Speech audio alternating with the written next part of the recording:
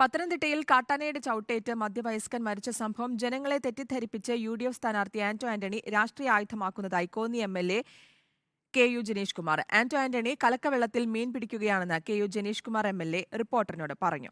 മനുഷ്യജീവന് സംരക്ഷണം നൽകാൻ വനംവകുപ്പ് അടിയന്തര നടപടി സ്വീകരിക്കണമെന്ന് ആന്റോ ആന്റണി ഫേസ്ബുക്കിൽ കുറിപ്പിട്ടിരുന്നു. പത്തനംതിട്ട തേക്കുതോട് പുളിഞ്ചാൽ വനമേഖലയിലാണ് ദിലീപിന് നേരെ കാട്ടാനയുടെ ആക്രമണമുണ്ടായത്. കല്ലാറിൽ 2 സുഹൃത്തുക്കളോടൊപ്പം മീൻ പിടിക്കവെയായിരുന്നു ആക്രമണം. സുഹൃത്തുക്കൾ ഓടി രക്ഷപ്പെട്ടു. പ്രദേശത്ത് കാട്ടാനകളുടെ ശല്യം രൂക്ഷമാണെന്നും ഭയത്തോടെയാണ് കഴിയുന്നതെന്നും ദിലീപിന്റെ ഭാര്യ ശാന്ത പറഞ്ഞു. ആന ഭയങ്കര ഭീഷണി. ഇപ്പം ചക്കം കൂടെ ആയിക്കഴിഞ്ഞാൽ പിന്നെ നടക്കണ്ട. ഈ തോട്ടത്തിൽ കൂടെ എല്ലാം ആന നടക്കും. നമ്മളതിനൊന്നും ചെയ്യാൻ പോകുന്നില്ല. ഇന്നലെ പിന്നെ എന്താ പറ്റിയെന്ന് പറയാൻ വരെ എനിക്ക് 8 മണി 9 മണിയോളം ആയിരുന്നു. അപ്പം വേറെ കാട്ടിൽ കൂടുണ്ട്, അവൻ ഓടിയെന്ന് പറഞ്ഞു. ജനവാസ മേഖലയിൽ നിന്നും 1/2 കിലോമീറ്റർ ദൂരെ വനത്തിനുള്ളിൽ വെച്ചാണ് ദിലീപിനെ കാട്ടാന ആക്രമിച്ചത്.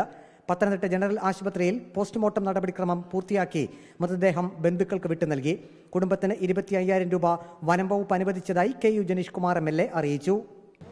മന്ത്രിയുടെ നിർദ്ദേശാനുസരണം വനം വകുപ്പിന്റെ ഉദ്യോഗസ്ഥർ തന്നെയാണ് എല്ലാ ക്രമീകരണങ്ങൾക്കും നേതൃത്വം കൊടുത്തുകൊണ്ടിരിക്കുന്നത്. ഇപ്പോൾ ഒരു 25,000 രൂപ സംസ്കാര ചെലവിന് വേണ്ടി വനം വകുപ്പ് ഇപ്പോൾ നൽകിയിട്ടുണ്ട്. ബാക്കി എന്താണ് ഇനിയും നിയമപരമായി ഇദ്ദേഹത്തിന്റെ കുടുംബത്തെ സഹായിക്കേണ്ട കുടുംബമാണ്.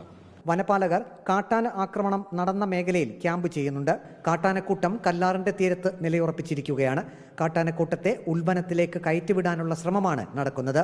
ദിലീപിനെ കാട്ടാന ചവിട്ടിക്കൊന്നതിനെ തുടർന്ന് Pathanamthitta പുളിഞ്ചാനി colony നിവാസികളെല്ലാം ഭീതിയിലാണ്.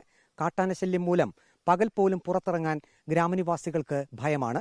Video journalist Aji കൊടുമണ്ണൊപ്പം reporter Praveen Purushothaman. In reporter Pathanamthitta.